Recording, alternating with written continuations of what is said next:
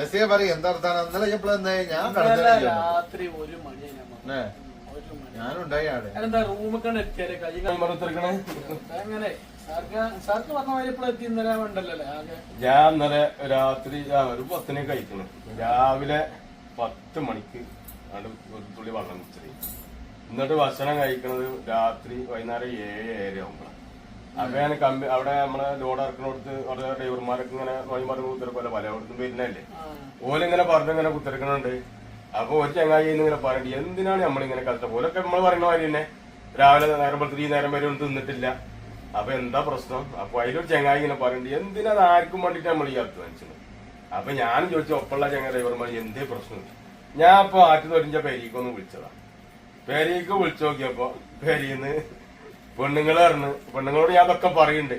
എടി ഞാൻ നേരം പെടുത്തിട്ട് ഈ നേരം വരെ ലോഡർക്ക് തന്നെ ഇനി അതുകൊണ്ട് ഞാൻ വിളിച്ചാൽ നേരം പിടിക്കുക കേട്ടോ നിങ്ങൾ വിചാരിച്ചിട്ടൊക്കെ എന്താ പിന്നെ ഇഞ്ച പുളി കാണാഞ്ഞെന്നൊക്കെ വിചാരിച്ചിട്ടുണ്ട്. പക്ഷെ ഞാൻ എന്താണ് ഇന്ന് ഈ പണിന്റെ ഇടയിൽ ഒരു തുള്ളി ഭക്ഷണം കൂടി കഴിച്ചു ഈ നേരം വരെ തിന്നില്ല ഇനിയിപ്പോ എന്തെങ്കിലും കഴിച്ചാൻ വേണ്ടി പോവുകയാണ് ഇന്ന് ഞാൻ പറഞ്ഞു. അപ്പൊ ഓള് പറഞ്ഞു ഓള് അതൊന്നും ചോദിച്ചാലും പറയാനും നോക്ക് നേരം ഓക്ക് സമയമല്ല. ഓള് ഞാൻ തന്നെ അന്തം മുട്ടുന്ന അങ്ങനെ തിന്നോ എന്നെ വേ പോയി തിന്നോളി മനസ്സാണ് അങ്ങനത്തെ ഒരു വിവരം നോക്കില്ല. അതില് ഇങ്ങനെ നിക്കുമ്പോ ഞാൻ എന്തിനാ ഇപ്പൊ ഇവളോടത്തൊക്കെ പറഞ്ഞത്. അപ്പൊ ഓള് പറഞ്ഞ അതിന്റെ അടിയിൽ കൂടെ മറിച്ച് അന്നങ്ങളെ ഒരു കാര്യം ചെയ്യ് നിങ്ങളെന്നാ എന്താ വെച്ചാൽ നോക്കി ഞാനിപ്പോ വരട്ടോ ഞാൻ കുറച്ച് കഴിഞ്ഞിട്ട് വരാം എന്നിട്ട് വന്നിട്ട് വിളിച്ചോട്ടോ എന്ന് പറഞ്ഞു. നമ്മള് തിന്നോ ഇല്ലേ എന്നൊക്കെ ചോദിച്ചാൽ ഉമ്മാരെ ചോദിച്ചോളൂ. പെണ്ണുങ്ങൾ ചോദിച്ചാൽ മറന്നുപോയി ഉമ്മാരെ ചോദിക്കോളൂ. നമ്മൾ തിന്നോ ചായ പിടിച്ചോ എവിടെ എത്തിയോ അകന്മാരെ ചോദിക്കോളൂ. ഇപ്പൊ ഇങ്ങനെ ഓരോ പറഞ്ഞ കുറ്റം പറയല്ല. എനിക്ക് പിന്നെ ചോദിക്കാൻ ഉമ്മ ഇല്ലാത്തോണ്ട് ഞാൻ അങ്ങനത്തെ ഒരാളില്ല. ഓൻ പറഞ്ഞ ചോദിക്കാനേ തിന്നോ കുടിച്ചോന്ന് ചോദിക്കാൻ ഇങ്ങനെയൊക്കെ തന്നെ. പിന്നെ നാള് ഒരു അറ്റാക്കായി ചെക്കൻ മരിച്ചില്ലേ ചെറിയ വിളയതാ ഓന്റെ റൂമിന്റെ അടുത്ത്. അപ്പൊ ഓനെന്തോ കുടുംബ പ്രശ്നമായിട്ട് എന്തോ ഉണ്ടായി ചെറുങ്ങനെ. ഇനിയിപ്പൊ എന്തിട്ടേലും ഓനാരോ ഉള്ളിൽ ഒതുക്കി ഇങ്ങനെ നടന്ന് റൂമിലുള്ള ചങ്ങായിമാരോട് ഷെയർ ചെയ്യില്ല ഉള്ളിലെടുക്കുക. അത് ചിലപ്പോ കുറച്ചില്ല പറഞ്ഞാൽ പറയാം എന്തെങ്കിലും വഴികൾ കാണും. അറ്റാക്ക് എന്നല്ല ചിലപ്പോ സൂസൈഡ് വരെ ചെയ്തു അല്ല അതന്നെ അതൊക്കെ എന്താ വെച്ചാൽ പെരിയിലുള്ള ഈ മനസ്സിന് നമ്മൾ ഈ ജാതി പണി എല്ലാരുടെ ധാരണയിൽ ഇപ്പൊ എന്താ നാട്ടിൽ എപ്പോഴും ഗൾഫിൽ നല്ല സുഖമാണ്. അറിയണോന്നല്ലേ ഇപ്പൊ അതിന്റെ കഷ്ടപ്പാട് അറിയുള്ളൂ.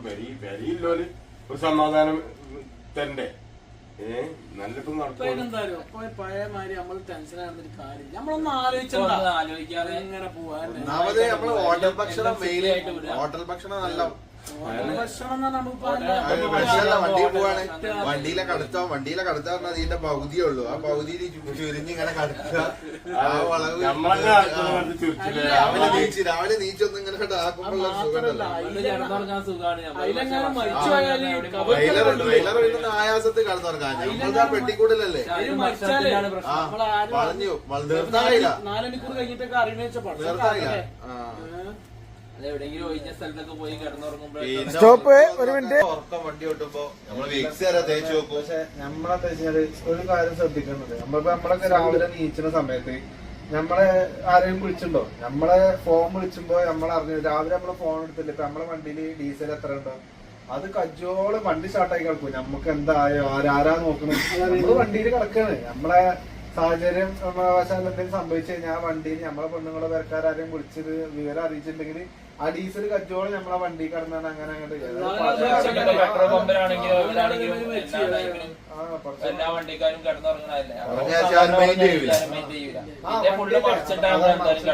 പിന്നെ നമ്മളെ വണ്ടി ഫ്രീസർ ഇതോണ് ഇതിന്റെ സൗണ്ട് അപ്പൊ അതിൽ ആളുണ്ട് ശ്രദ്ധിക്കൂല. ഇതൊക്കെ ഇപ്പൊ നമുക്കിപ്പോ നമ്മളെ നാട്ടിലുള്ള ആളുകളോട് നമ്മളെ പ്രവാസി കുടുംബത്തിനോടൊക്കെ നമുക്ക് പറയാനുള്ളത് എന്താന്ന് ചോദിച്ചാല് ഇങ്ങനെ നാട്ടില് എന്തെങ്കിലും സംഭവങ്ങളും പ്രശ്നങ്ങളും ഒക്കെ ഉണ്ടെങ്കിൽ അത് പെട്ടെന്ന് നമ്മളെ അറിയിക്കാതെ അത് അവിടെ തന്നെ പരിഹരിക്കാൻ നോക്കുക. ഇവിടെയുള്ള പ്രവാസികളായ ആളുകൾക്ക് പല പണി പല നേരത്തെ ഉറപ്പും ഇതും ഇപ്പൊ വണ്ടിയിലൊക്കെ ഞങ്ങളെ സംബന്ധിച്ച് വണ്ടിയിലൊക്കെ കിടക്കുന്ന കാര്യമൊക്കെ ഇപ്പൊ നമ്മളെ ചങ്ങന്മാര് പറഞ്ഞു. അപ്പം അത്രമാത്രം ഒരു മനപ്രയാസത്തില് ആൾക്കാർ നമ്മളെ ഡ്യൂട്ടിയും കാര്യങ്ങളൊക്കെ. അപ്പൊ നാട്ടിലുള്ള നമ്മളെ പ്രവാസി കുടുംബങ്ങള് കഴിയണതും പ്രവാസികളായ ആളുകൾ ഫോൺ വിളിച്ചും കൊടുക്കുക. പിന്നെ അത് കാണുന്നവര് ചിലപ്പോ ചോദിക്കും നിങ്ങളെത്തിനാ അത്ര വെറുതെ കഷ്ടപ്പെട്ട് അവിടെ പോയി ഇങ്ങനെ ഇറങ്ങാറായിട്ട് നമ്മൾ ചോദിക്കും. പക്ഷെ അങ്ങനത്തെ ആൾക്കാരോട് പറയാനുള്ള എന്താ വെച്ചാല് നമുക്ക് ഇവിടെ കഷ്ടപ്പാടുണ്ടെങ്കിലും നമ്മളെ കുടുംബയുടെ റാഹത്ത് എന്നുള്ള സന്തോഷത്തെ നമ്മളോട് ജീവിക്കുന്നു.